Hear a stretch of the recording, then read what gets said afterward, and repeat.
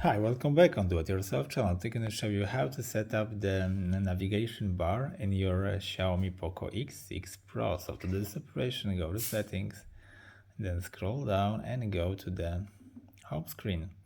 Then scroll down and go to the system navigation.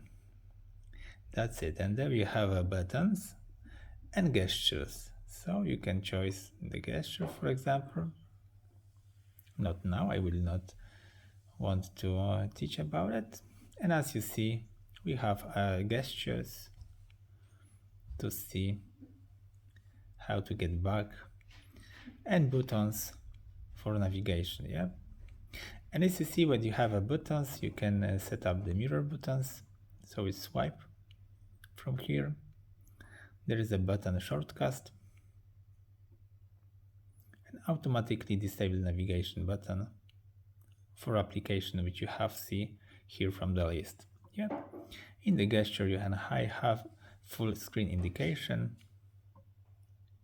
So the indication are hiding right now and gesture information about what's going on in this option.